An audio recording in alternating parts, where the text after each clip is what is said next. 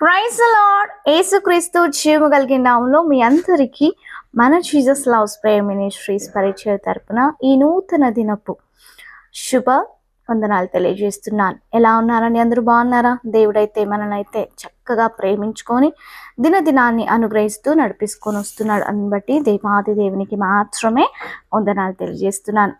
దేవుడు ప్రతిరోజు మనతో మాట్లాడతారు. మనుషులు మాట్లాడతారేమో లేదో కానీ కొంతమంది ద్వేషంతోనూ కోపంతోనూ మాటలు ఇడుస్తూ ఉంటారు. అయితే మనం ఎన్నిసార్లు దేవుని బాధ పెట్టినా, మనం ఎన్నిసార్లు దేవునికి అయిష్టంగా జీవించినా ఆయన అయితే ఎల్లప్పుడూ ఏకరీతిగా ప్రేమిస్తూ నిన్న నేడు నిరంతరం ఏకరీతిగా ఉండే దేవుడు, మారని దేవుడై ఉండి మనతో ఎల్లప్పుడూ మాట్లాడతాడు. మనం వస్తామని, ఆయన సన్నిధానంలో సమయం గడిపిస్తామని ఆయన ఎదురు చూస్తూ ఉంటాడండి.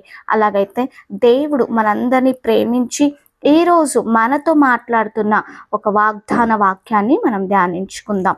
రండి చూద్దాం. ఫిబ్రవరి మాసమున 5వ తేదీ దేవుడు మనకు అనుగ్రహిస్తున్న వాగ్దాన వాక్యము, తొలకరి కడవరి వర్షమును మీకు అనుగ్రహించును చున్నాను.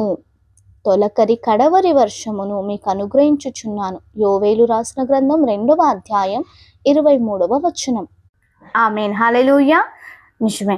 దేవుడు ఆ వాక్యాన్ని మనము కంప్లీట్గా చదివినట్లయితే, యెహోవా యందు ఆనందించుడి, ఆయన తన నీతిని బట్టి తొలకరి వర్షమును కురిపించును, మీ దవస ధాన్యాలు ఏదైతే ఉందో సమృద్ధిగా పండుతుంది అంటున్నాడండి. నిజమే.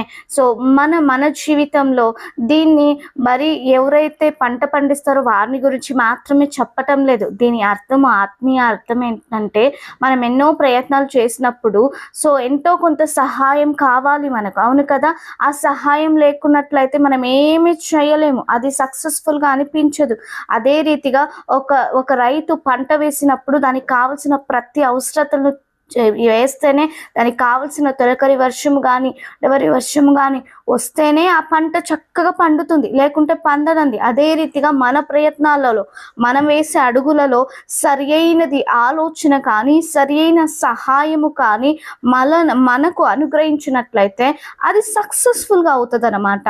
అది యూస్ఫుల్గా అవుతుంది. అది మనకు మాత్రమే కాదు, ఇతరులకు కూడా అది దీవెనకరంగా ఉంటుంది. అదే రీతి మీరు ఏదైతే ప్రయత్నిస్తున్నారో, మీరు ఏదైతే అడుగులు వేయబోతున్నారో, ఏదైతే ఆలోచన కలిగి ఉన్నారో, వాటన్నిటి విషయంలో దేవుని సహాయం మీకు కావాలి. దేవుడు అనుగ్రహిస్తా అంటున్నాడు. ఆ తొలకరి వర్షం వలె సహాయం నేను నీకు అనుగ్రహిస్తా అంటున్నాడు. నేను మీకు హెల్ప్ చేస్తా అంటున్నాను. నేను చక్కని ఆలోచన మీకు అనుగ్రహిస్తా అంటున్నాడండి.